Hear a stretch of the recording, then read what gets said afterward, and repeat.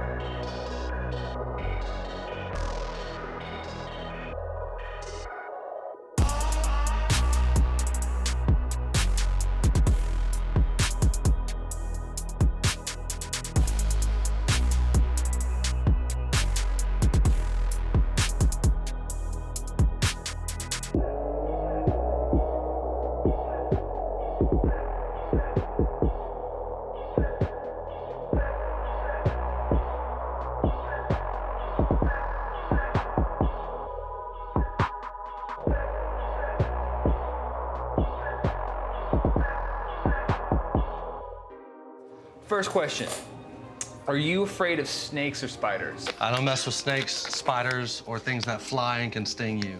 Yes, I hate snakes and spiders. Are you afraid of heights? No, I wouldn't say that I'm too afraid of heights. Are you afraid of drowning? Yes, I'm definitely afraid of drowning. I'm more afraid of the pain of drowning than drowning itself. Do you have a fear of being buried alive? Have not thought about that. I wouldn't say it's a daily fear, but to go through something like that would be horrendous. I'm not very claustrophobic, so I don't think I'd be afraid. I'm pretty cool, calm, and collected. So this all leads to the idea of guns. Are you someone who's afraid of guns? No. If someone walks into the store with a gun, I don't think it will bother me. I'm not afraid of guns, I'm afraid of what people do with guns. There's positive things that happen with guns and there's negative things that happen with guns, and it all comes down to the individual themselves. I've grown up around them, meaning, I got uncles, father, even aunts who own guns. Being afraid of guns should be a thing of the past, really. A gun's not gonna hurt you on its own. Unlike a spider or a snake that'll crawl on your bed in the middle of the night. It's poisonous. You're bit. You know. With a gun, you need to be trained, you need to be safe.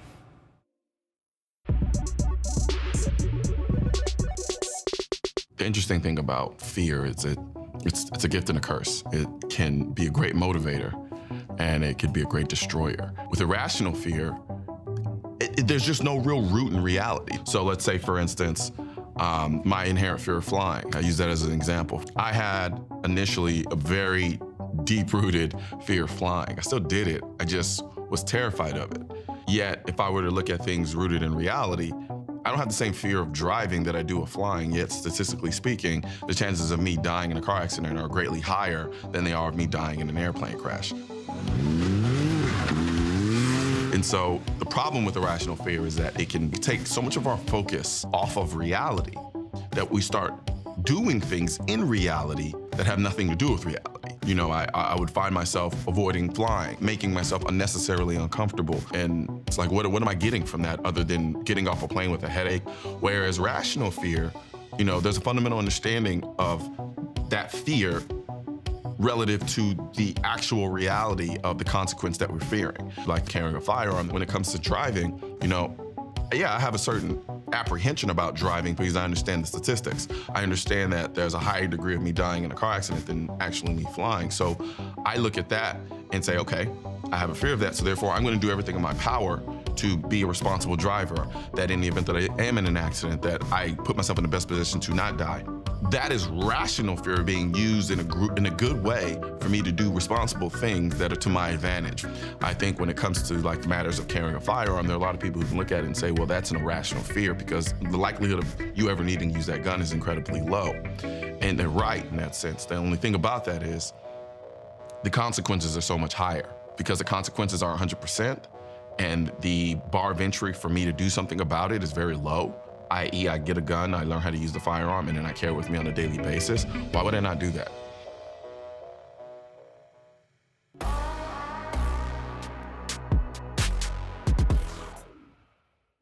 Okay, and walk through it again for me. Buck is getting his glamour shots. It's getting B-roll, the non-glamorized version of B-roll. First time I met Buck was actually a scope carbine course. Get that sustained rate of fire going, and then speed it up. And he doesn't entertain bullshit. He doesn't entertain hypotheticals. He merely and is solely focused on the reality of any given situation that we're dealing with. You shot 6.5 Greendo. That's what you. Shut the up. 6.5 Greendo. I really honestly didn't know what to expect from Buck. I knew he had an extensive military background, and you never really know what you're gonna get when you meet people in general, much less people who've been in the military. Just their perspective on the world is just a lot different. For a lot of us here, we're kind of insulated in this little bubble of our lives that we have here, and we benefit from that greatly. There's so many nuggets of information that you walk away with a completely different perspective. There's an overt simplicity to the way he teaches his class. It's really freaking refreshing. And Buck definitely has a very unique way of looking at the world. He'll say nothing before he lies. He's not a very rigid individual from the standpoint of ideals and a way to do things. It either works or it doesn't. And then if it stops working, find out another thing that does work. And I respect that. You don't really get that in a lot of people.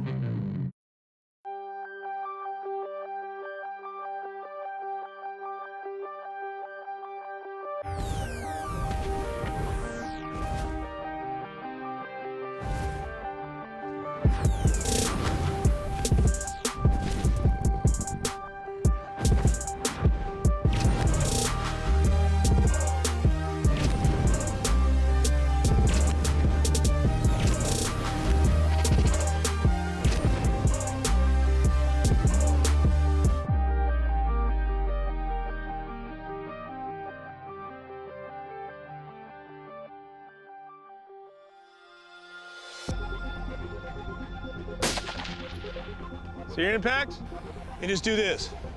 Boom, boom, and then back in. Go and do it again.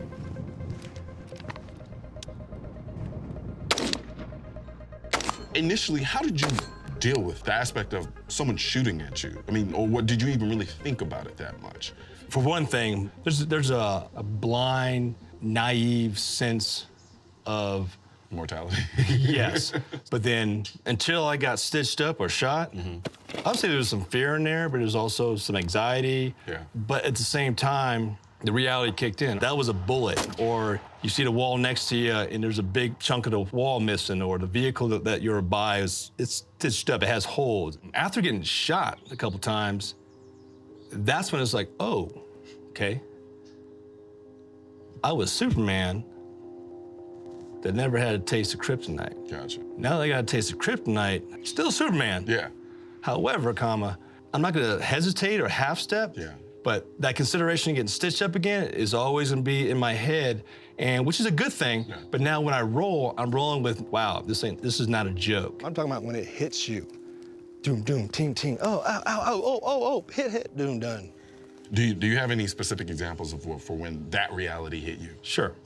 So after being shot, lost one of my best friends in that same engagement. Get back, I'm banged up. There's a healing process physically and mentally. But at the end of the day, there's the question that was over my head, am I still that guy? Yeah. And that was probably the scariest time of my life. Am I that guy? I get a little choked up, but my wife knew, because she said it when I was in the hospital, Yeah. You need to heal and get back out there, because that question had to be answered. Yeah. And coincidentally, I would say 18 months after I was shot, I was back in Afghanistan. And I realized that I wasn't scared of getting shot or anything. I was scared of being able to perform. Gotcha. At the same level and still be able to be an asset to the team. Because it's just not about you, it's about your boys being with you. And fortunate for me, that answer came with me knowing that, hey, I'm still that guy, but I'm the guy that knows. Gotcha. And that's the fear you just live with. There's nothing wrong with that. I assume it is no different from any athlete that's out there and maybe got a concussion, doing something, and he's back in the fight, knowing that he's gonna do this, but there's some consequences, and you've been there. So let's say you had somebody like me, right? Never been shot at. I've done my fair share of training, of course, with no one shooting back. Right. Done sims, done all of those things. Kind of walk me through how you would deal with someone like me mentally from a mindset who is like, oh crap, now this is for real. How do you help me manage or deal with that fear? The fear doesn't kick in, or the fear of a gunfight doesn't kick in until reality sets in, and everyone's gonna have a different approach on it. For you, if you tell me, hey, I wanna learn this, but I'm nervous or scared about the outcomes that could come, all I can do is be real about the consequences and training to that reality as much as possible. Like I said, the feedback, the sims are good, stuff like that. But at the end of the day, it's just walking through it in your mind over and over again.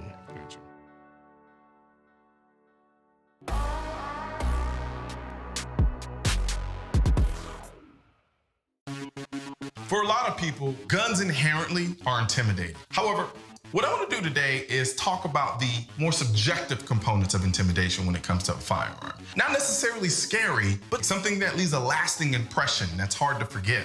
So what I've done is compiled my top 5 most intimidating guns. And I'm going to start with the M16. The M16 is the proverbial American intimidating rifle. And the reason that is because of the news, the media, and anti-gunners. It's a weapon of war. This is a weapon of mass slaughter. No one needs an assault rifle to go out and shoot a deer. And yes, I'm going to blame all of those people because they've done such a wonderful job of making the M16 look like the mass weapon of destruction of the decade. And it's not. But nonetheless, they are intimidated by it, especially new shooters. When you take new shooters out for the very first time and you put an M16 or an AR-15 in their hands, they're intimidated because that's the way they've been colored in the media or by anti-gunners. It's unfortunate, but it is what it is. Number 4 in my top 5 most intimidating guns is gonna have to be the AK-47. By and large, it is also just as ubiquitous as the M16. The only difference is with the AK-47, people usually correlate them with bad guys. You're used to seeing all of these movies about terrorism and seeing the terrorists wield these AK-47s. Hell, when you watch the nightly news and you see images of ISIS, they're always wielding AK-47s. So the AK-47 has become the perpetual bad guy gun and is iconic in that sense. So whenever most people see an AK-47, they're instantly intimidated because it's so recognizable and so distinguishable between all of the other guns that are out there, especially compared to the M16, which could almost look docile compared to the AK-47, even though they essentially do the same thing. So number 4, definitely gonna have to be the AK-47. The Thompson submachine gun. The Thompson submachine gun is more intimidating to people, not because it's just an inherently intimidating gun. For Christ's sakes, it shoots a 45. The Thompson submachine gun is so intimidating to a lot of people because it harkens back to the days of the old school gangsters. This image that has been glorified in our media, in our movies, of the gangsters walking down the streets, just spraying bullets everywhere, killing innocent civilians. Especially when you talk about a Thompson submachine gun that has a drum. This particular Thompson doesn't. It has a stick magazine. And I always have to wonder, would it be as intimidating with just a stick magazine? It's yet to be seen. But for the most part, the iconic Thompson submachine gun is intimidating to a lot of people because of what it used to represent back in the day. Number 2 on my list of most intimidating guns is the M60. The M60 is on this list for more personal reasons than anything else. And a lot of those reasons stemming from the fact that I love the movie Rambo. And I remember that iconic image of Rambo wielding an M60 with the belt-fed ammo wrapped around his arm, taking out all the bad guys. The image was badass and it was also probably incredibly intimidating to people who didn't know what they were looking at. So I definitely have to go with the M16 for nothing more than that. Now sure, the gun does have its own intimidating presence, but when you put that image and combine it with Rambo, there's a reason it's number 2.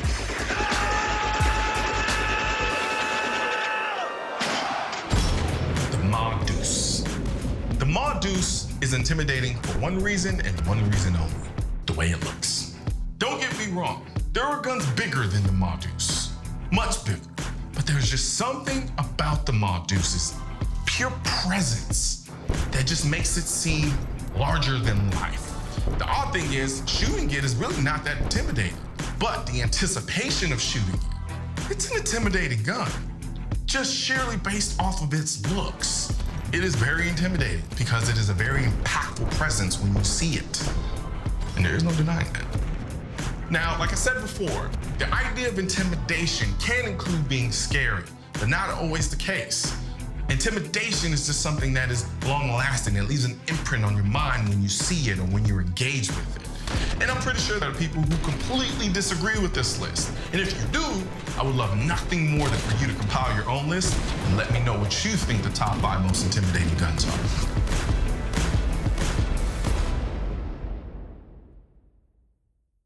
Do you think there's any credence to the idea that a scary-looking gun will help you in a self-defense situation? I don't see guns as scary looking. No, I call bullshit. I don't believe in scary-looking guns. No, I don't think that the way your gun looks is going to help you in a self-defense situation. If you're a person that doesn't have a significant amount of training, right? Yeah. And you pull out your little little 22 Mosquito versus pulling out a Sega 12 gauge with a drum on it. What's more intimidating? If I walked in and grandma has a big old double barrel shotgun, I'm like, oh, okay. Yeah. If she's picking that thing up, then I have to assume that she knows how to use it. And if I'm in a close proximity, I'm done. I actually worked in a walk-in off the street gun store. Yeah. I still go into gun stores today and just absolutely cringe at the guy that's trying to sell a pump action shotgun because he just says, all you gotta do is this. I guess it's not so much the shotgun, is grandma within her hands the command presence. Gotcha. She's determined. They always taught not to carry a gun out in the open because you're gonna be the guy's first target. So my opinion about that, you never pull a firearm unless you're willing to take somebody's life. Here, let's ask a question. Would you rather be shot by a 22 or a 338 Lapua hunting rifle with a wood stock? Geez Louise, man, that street sweeper or this little 22? I think I'll have better chances of survival with the 22. I'll take that one. It's like anything else. If you see a woman with a baseball bat or a man with a baseball bat and they go to the batting cage regularly, there's some confidence there. So, I mean, if somebody's threatening your life in such a manner you have to draw a firearm, the way it looks stopping someone, yeah, I don't really buy that. And if you're not willing to make that ultimate decision, then you have no business carrying a gun.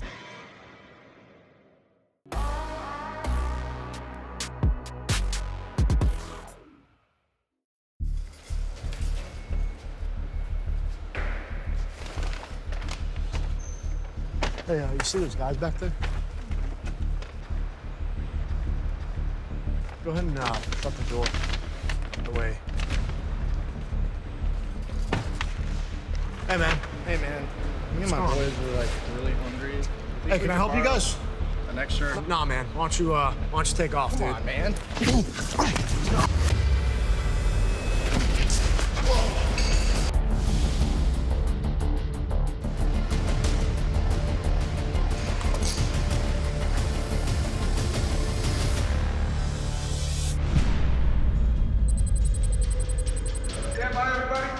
Shield draw, take 3. And then just boom, cover up. Boom. Bam. And action. All right, guys, we're talking about the shield draw. When it comes to carrying a firearm in self-defense or being in a fight for your life, there's one consistent that we're always gonna have, and that's putting ourselves in the best position possible. We see it all too often in YouTube video after YouTube video where guys get fixated on trying to draw their gun and they forget about protecting this and staying in the fight. That's where the shield draw comes in. We want to set ourselves up for success to protect our central nervous system regardless of the scenario. There's 3 points the shield draw is going to give us: in-fight weapon access, creating space, and time and opportunity. In-fight weapon access is something that we actually have to understand. Just having a firearm in an engagement dealing with a threat isn't gonna cut it. That's why you have to layer combatives and understand how to use your hands and at least protect yourself in a threat scenario. So we wanna get our hands up, protect our central nervous system, and create that position where it allows us to access our weapons seamlessly and efficiently.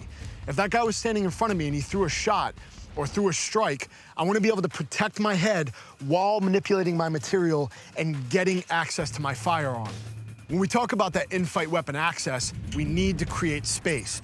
Understanding how to use our elbow and our hands to create that space is going to give us an advantage when it comes to threat ID and putting the necessary force on the target that needs it the most. If I have somebody in front of me with 2 buddies behind them, just like in this scenario, I can't see too much of what's going on, especially in this one where they had hidden hands. Both guys had a hand hidden. I'm trying to keep an eye on this guy in front of me, but I'm also trying to keep SA to the rear. When we deal with multiple threats, we want to be able to create that space to give us an idea of what our target priorities are going to be. In every fight, whether we're using our hands or we're using a pistol, we're trying to create time and opportunity to gain the advantage, increase our platform, and just get to a better fighting position in general. That's what time and opportunity is. If we don't take advantage of the time and opportunity we create, then we're wasting it. If I'm able to get that guy in front of me off and push him 2 or 3 feet, it not only opens up my background to create awareness, but it gets him away from me so I don't have to worry about him clipping me or hitting my face or anything that's gonna reduce my position. Now with that created space, I have the time and opportunity to assess him, see his hands, and see the bigger picture of what's going on in my environment to bring more awareness in. One guy had a blade and one guy had a gun. Which guy am I gonna shoot first? Obviously, I have a woman and a kid that's already buckled into the car that I'm trying to protect, so I'm engaging the guy with the firearm first. That is my biggest threat. I don't need any rounds coming towards me or the family that I was protecting at the time in this scenario, and then escalate force appropriately to engage which targets I need to. Ready, Dom? Action 1! Action 2! My first move is preemptive, throwing a face smash to begin my shield draw. I bury my chin, protecting and supporting my central nervous system. Using a gross motor movement, I begin to rip my shirt, clearing it from my firearm, simultaneously moving my weapon hand to reference the gun with a 3-finger grip. This movement begins to create structure with my elbow, forming what we use as a shield and shock entry tool for the threat in my immediate space. Once the threat's clear, I draw my pistol higher than normal because of the likelihood of having to take shots from retention at close range. Once the closest threat is no longer in my space, I can then transition my shield arm and meet at center chest to lock in my 2-handed grip.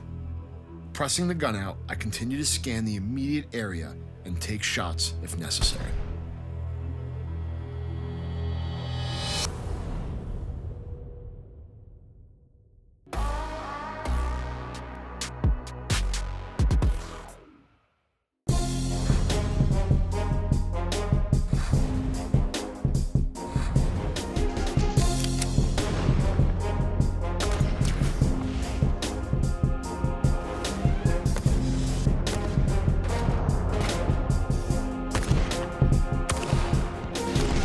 After 5 courses of fire, Team Bravo has now taken the lead with 11 points. Team Alpha is in second place with 9 points, and Team Charlie's still in there with 5 points. Gentlemen, it's getting late.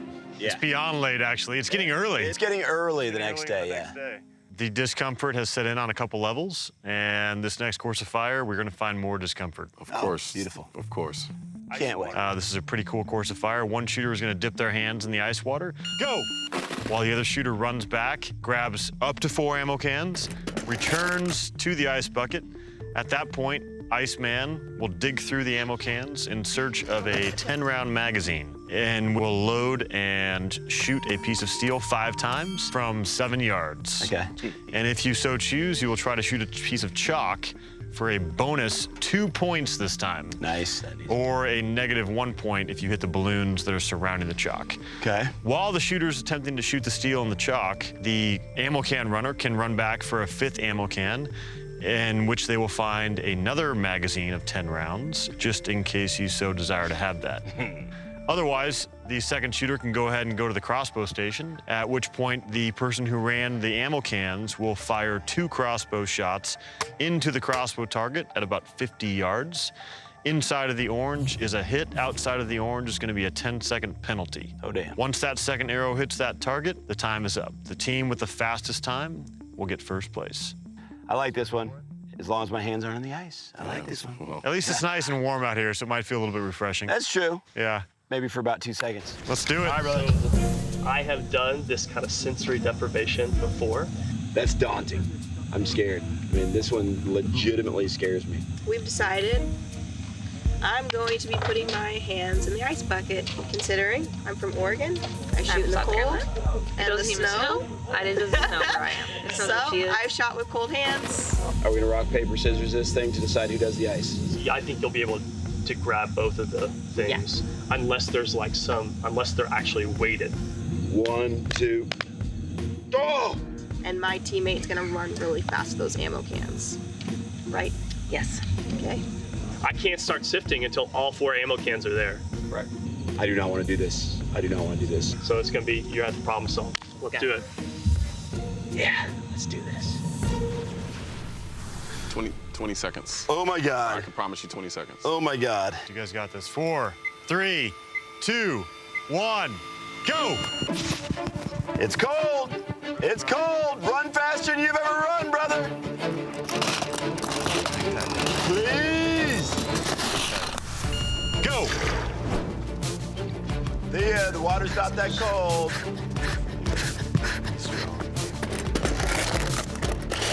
Oh, man. Yeah, you got this shit, Alex. Yeah. Wow, 3 in one hand. Are you kidding me? Oh, come on. Go.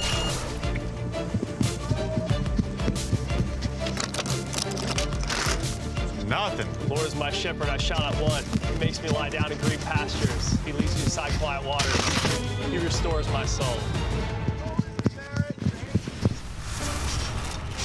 And that is awesome. That is awesome. Nice work, buddy. Oh, the gun fell no, he's down. gotta look. He's gotta look. Okay. Okay. Oh, there it is. Okay, got this.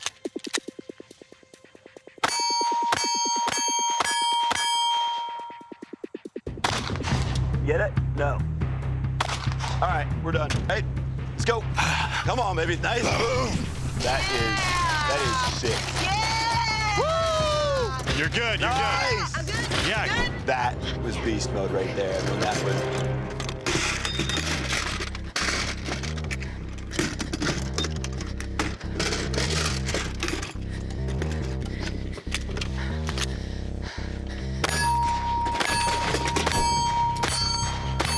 Yeah!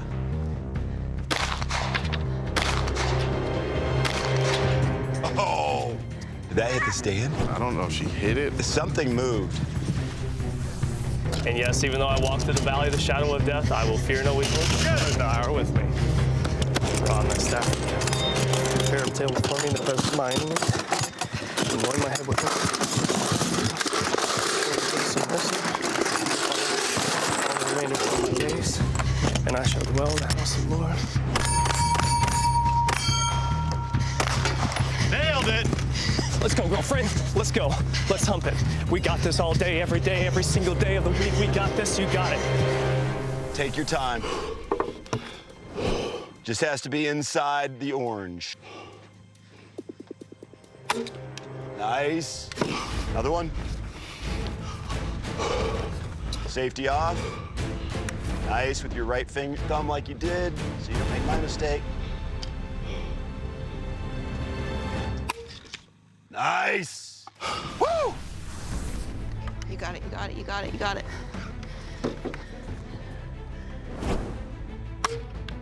Nice. Yeah!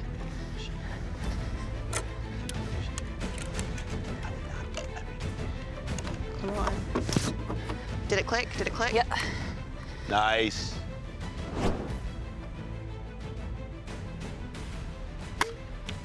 Nice. Yeah! That's strong. Take a nice big deep breath. I want to hear you audibly breathe. Make sure it knocks. Safety. When you get up and ready, you're doing fantastic. Good hit. Now let's go over.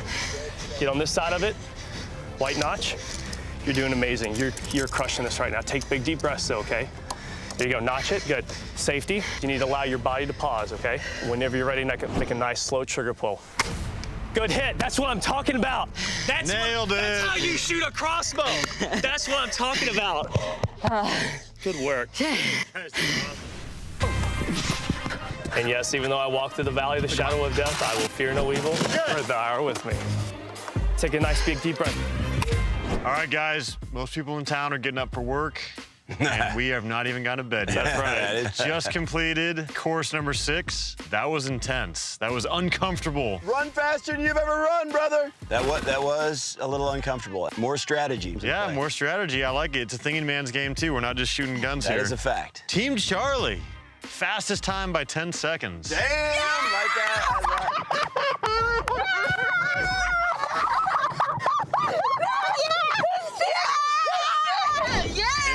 Impressive. Thea had no problem having her hand. She's like, I'll do my She's hands like, on the I'm from ice. Oregon. I can handle that. And I was like, you do you, boo-boo. I'm gonna run. I'm gonna put my hands in there. Right. Alex just crushed the 4 cans. Yeah. She had 3 cans in one arm. Yeah, dude, when you did that, I was just like, yeah. Like, my hands I was just chilling. like, yeah. This is just a manicure. And you got the chalk. Yeah. Nice. 2 bonus points for the chalk. That was awesome. Bravo team. You guys did not want to do the ice, either one of you. 1, 2. Oh! Darren got his hands in the ice. It's cold. Colin still killed the cans, got them to him real fast, had all four cans in his arms. You guys tried for the chalk, you didn't hit it. I did, yeah. Time of 1:56. Alpha team, you guys hustled. Getting 2 cans at a time probably hurt you instead of trying to get all 4 at once. Right. Barrett didn't seem to have much of a problem shooting accurately and fast after those cold hands. Nailed 5 and then just nailed the chalk. Good performance, 206, but you did get the chalk, so you got 2 bonus points there. So the standings as of now, we've got Team Charlie. You guys got 5 points. Yes! Fastest time and 2 bonus points. Team Alpha, you guys got 1 point for the performance plus 2 points for the chalk. Team Bravo, no chalk. You guys finished second, 2 points for you. Where does that put us overall? Team Alpha, 12 points. Team Bravo, 13 points. Okay, nice. Team Charlie, right there, 10 points. 10 points. Oh boy. Right there. It's a tight game. This is tight good. game. This is actually good. I like it. All right, literally coming down to the last bit here. I love it. Next time on the NOIR Team Challenge. The last course of fire is here. One shooter from the team will be shooting at distances of 3, 5, or 700 yards in 1 minute.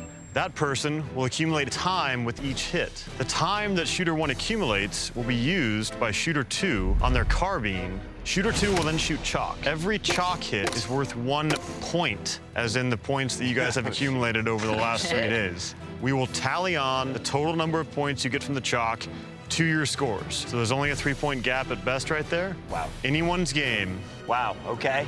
Fun time, fun time. Nice. Good job. Nice. Oh, good.